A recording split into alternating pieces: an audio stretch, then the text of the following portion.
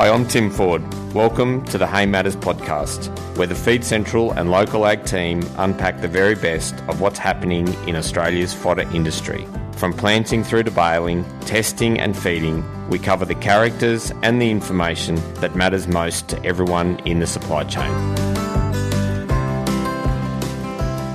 Hello, it's Steve Page here again, and I'm standing out in a field of vetch hay with Michael and Drew Pfitzner. They are the award winners, visual award winners again this year for their vetch hay. This is the second year in a row. Last year, Michael was the national award winner. This year, he got the state award for New South Wales. And good morning, Michael. Just wanted to have a chat to you about how the season went for you and how the crop actually came into the bale and everything for you. Yeah, thanks, Steve. It was, I guess, last year had its challenges like every year does. Obviously, trying to get it cured before any rain comes on it. Yeah, the contractor that we use, Wayne Williams, he does a great job for us, and we've used him for a number of years now.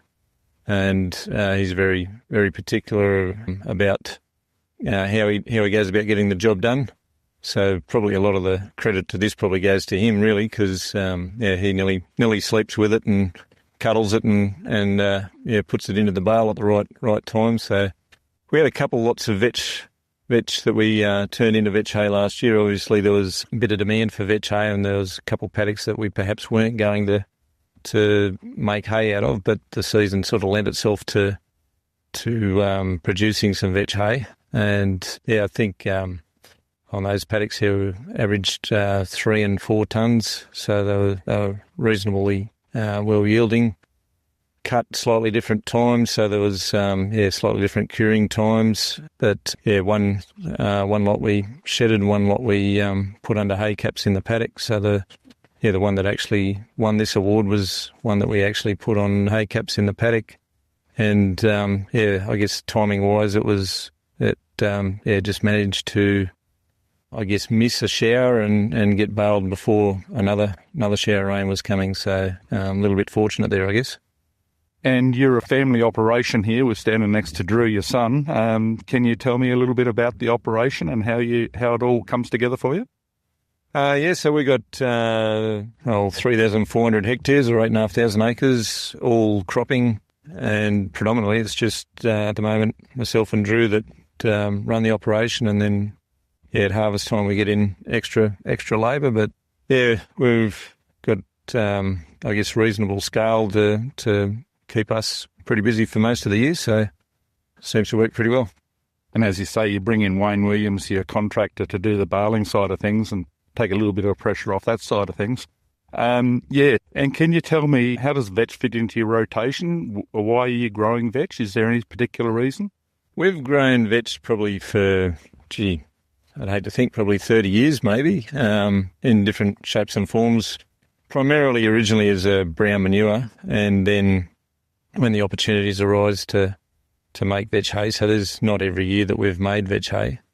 The last few we've been fortunate enough to be able to do that. So it's a legume. It fits into our rotation, obviously, for that fact, and different herbicides that we're able to use on that, as well as different management for controlling weeds. So it does fit into our rotation pretty well. We grow other legumes as well, lupins, lentils, peas. So it's not our only legume, but our rotation base probably has a 50% break crop scenario in it. So we use the different the different legumes and in different parts of the rotation depending on what we're trying to achieve. And can you tell me what your sort of percentage of vetch to lentils to lupins to cereals? What are you running? Quite a large operation here, so can you tell us a bit more about that? I guess it comes down to soil type as to what variety of legumes we grow. It's probably vetch is probably about a 10%, maybe 12% of our rotation, and the others are probably a similar share as well.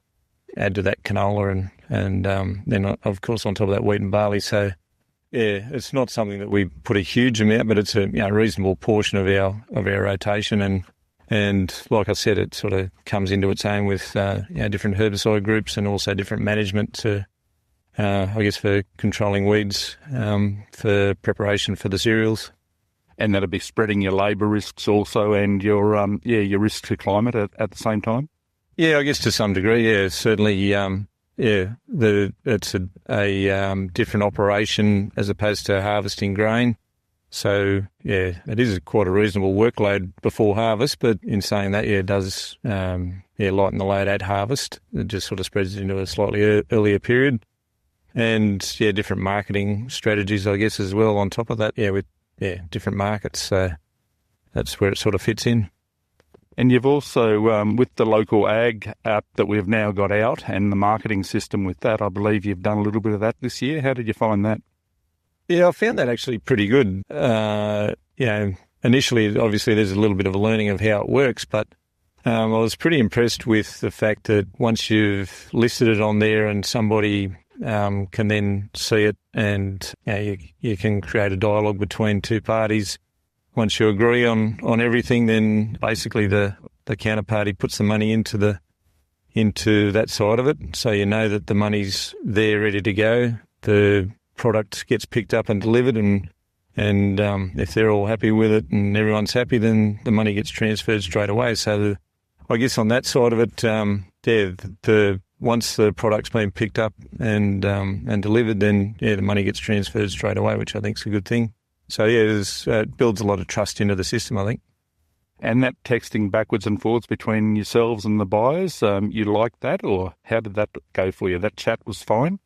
Yeah, no, all that was fine, yeah. We didn't have any issues in regards to any of that. I found it a pretty simple system, and once, I guess being a new system, sort of understanding it on both sides, as well as, our side and their side, understanding that side of it, I think, that probably builds trust into the hay job. So what would be your largest challenge as managing the farm, that side of it? I guess these days machinery ownership is a pretty big challenge. So, having someone like Wayne who has got the gear to be able to come in and do the job, and considering for us it's doing hay is probably a smaller portion of our harvesting operation. So, it's definitely worth having a good contractor on your side that, is working with you. So, that's been, I guess, the challenge for a lot is trying to balance that act of, what machinery do you actually need to own and what can you outsource with contractors, and then finding a contractor that suits your operation and you suit his operation as well. It's got to be a mutual thing. So, yeah. And this Riverina area, it's we're standing out in a crop of vetch here at the moment that you're looking at making this year. It's been a bit of a tough start to the season. How are you? Have you changed anything in this year for your hay production, or are you looking at changing anything in the baling side of it, or not? Not really. Pretty much what we've established last year with in regards to the operation of how we do it. We've sort of tweaked a few things from a couple of years ago, I guess. But the hay job's a moving target. So, if conditions are right and you can just sort of cut it, rake it, bale it, that's fantastic. But, obviously, seasonal conditions change. I mean, it was a dry start this year. We were lucky in regards to this paddock had a bit of moisture under it that we could actually sow into, and then at the end of April actually had, I think we might have had about 9 mils on here, which obviously aided some germination as well to get it up and away. But in saying that, it's still it's probably not to the stage that it would have been last year. It's probably a little bit behind still. In-crop rainfall's been certainly lower than other years up to this date. So but the growing conditions at the moment are reasonable. We've had some good sunny days and a bit of moisture a week or so ago. So, certainly it'll need a favourable spring to get us through. Right. Okay. Thanks, Michael, very much, and hopefully the rest of the season goes well for you. Thank you very much. Thanks, Steve. With Feed Central's Local Ag, you can connect with farmers and suppliers across Australia, increasing your market and ensuring you get the best deals wherever you are. List your machinery, livestock, feed and more for free. and take advantage of Local Ag's safe and secure payment system, CheckVault, to ensure all of your transactions are protected. Feed Central's Local Ag is providing Australian farmers with trusted connections and transparent trading. Hi, it's Steve Page here again, and I'm with Wayne Williams, and he was the baling contractor that did the vetch hay for Michael Pfitzner, and just having a chat to him and asking how the conditions were when he did that baling. Hello, Wayne. How are you, Stephen? Yeah, it was last year. We had a pretty good start on cutting. We had no bad weather to start with. It was pretty good to cut. We run a Class 930 with triple mowers, a 10-metre mower set, front and back, with rubber rollers, and that works pretty well, pretty quick to cut. About 50 acres an hour it'll cut. Then we had a pretty good drying run in September, which is not really what usually happens. And then we had rain about to come, so we put the merger in. We run a 10-metre merger, and we got it merged and baled, which we use a New Holland 1290 HD with the loop knot system baler, and we got it into a bale that paddock before it rained.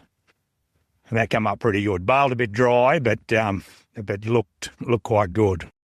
And then the rest, the other couple of paddocks got, I think we had 10 mil, might have had 10 and a couple of lots of rain. So we then flipped it up with the merger again.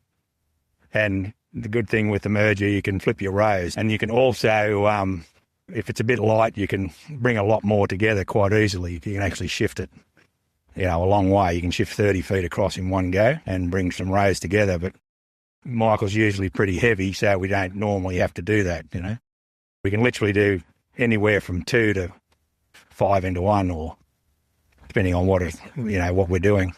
And then we did use, on the second lot, once we had rain on it, we started to put some product on, the inoculant, just give us a buffer. And it was a good job we did, because we did notice, because we tried to bale at 14% or under, and then we've obviously got some there that didn't do that. And out of, I think, 1,000 bales, we might have had 20 bales maybe that were, too hot. So we did the right thing by putting it on. But anyway, baling in September is fraught with danger with vetch. It's really, really difficult, all subject to the weather. Yeah, difficult to get those good conditions where you can get it. And that country would have been rolled before you actually cut it, so that would have been good for you, giving you better conditions, less dust getting into the bales. Michael does a good job with his paddocks. They're always rolled. We did have one, I think a couple of paddocks still had stubble. One who burnt, which come up very clean vetch, and then there's a couple of others they didn't burn and had a little bit of wheat stubble in it. Not a lot, but enough that you could see it. That's about all, yeah. But still come up pretty good, yeah. And what sort of weights are you looking at in those bales? I think we average in around the 650 kilo bales, and that's not running at high density. Vetch is pretty easy to get the weight in, even in a standard bale oven. But 650 is not too bad, yeah. Yeah, no, I remember them. They were nice, solid, well-made bales, good edges and everything on them. And on the machinery side of things, what would you change if you were going to change some of your machinery over? What would you be looking at next? I think we would like to go a self-propelled mower, but we have a lot of trouble with contracting. It's quite hard to move around. It's not a good item to move. That's why the tractor and the triple mowers are really good for that job. But it takes up a big tractor, which, usually on the baler. So that's, another tractor would be nice, but yeah, we don't want to spend another $500,000 on it just because we got to swap and change. But yeah, I don't think I'd change too much. You like that merger? Yeah, the merger has been a good. I just bought a second-hand one to give it a go because everyone you talk to that's had a go at one has got a bit of a love-hate relationship with them, and we've had a good run. Ours was a second-hand one, and it is a bit of an accident going somewhere to happen. There's a lot of moving parts on it, we had a pretty good run, but it is a very good tool. So we'll use that on raised beds as well. It's very good for rake or for merging on beds. So because we can literally put 5 beds into one, up and back, with the directional change, and sit it on top of a bed. That works really well. That's actually what I bought it for. That and the early vetch, where we have light crops, and you can literally merge it sort of 20 k's an hour, and it does a pretty good job. Yeah. So if you had the opportunity, what other ways would you change what you've been doing? Oh, probably not bale at all. Actually, it's to do with me, with my young bloke. Once I stop doing it, it ain't going to happen after I stop doing it. And you had a fire last year. I did, yeah. We did have, not this January, last January. We did a bit of lucerne and sorghum. We had an old paddock of seed lucerne, and then we planted some forage sorghum in it, just to fill it up, to make some hay for cows. And anyway, we baled it. Same thing. It wasn't ready, but rain forecast, a lot of rain, and it did rain. It rained 4 inches. So we baled it, and I said to Brady, we'll put it in the shed and then take it straight back out once the rain's finished. But we never got there. So how long was it between when you actually got it in the shed and finished baling, got it in the shed and the fire? How many days or weeks? About 7 weeks. It took that long. It would probably only be 1 or 2 bales. It just only takes 1 bale. And I wasn't there, but they were there taking hay out that morning, feeding cattle, loading cars. Not a hint of any smoke, nothing, no smell. Usually you can smell it. And he went back down the paddock, actually cutting the same paddock, with lucerne, and looked up and seen a whiff of smoke coming up out here, and he said, shit, I better have a look at that. By the time he got there, which was about 10 minutes, the whole shed was on fire. Yeah, 1,000 tonne of hay door. And were you insured? The shed was insured, but the hay wasn't. And it was underinsured, which was give me the shits, because it's only 4 years old, and the price of the shed had nearly doubled in 4 years. So I haven't replaced it yet. So. And how's the claim gone with the insurance company? It was a long road, but there was no problem with it. But because once you go to a large amount of money, it was a 2,000 tonne shed. So once you go, it took 3 months, I reckon, for anything to happen. Yeah. No, all good that way. I just haven't replaced it. There's a bit of bad taste in your mouth. What's your major learning from that fire and the insurance and that side of things? I think it's quite hard to chase the insurance for hay, as in, because we're doing hay all the time, the volume goes up and down. The shed's empty, the shed's full there. And, we're paying $50,000 a year now premiums for hay, not for hay, for insurance altogether on our little operation. So, a lot of the times you're paying $5,000 or $6,000 or $7,000 in insurance. There's nothing in the shed, so anyway. And we learned that lesson, I suppose. Yes. Yeah. And actually the value of the shed, increasing the value of the shed within your policy. Yeah, it was, yeah. It almost doubled in value, the shed. It was built basically in COVID, or a bit before, and the price of the shed jumped to $150,000, I think it was. The same shed, nut for nut and bolt for bolt, Yep. Identical shed. So I said, I'm not building it again. I'll fix it myself. All right. No, thank you very much, Wayne, for that, and congratulations again on your award.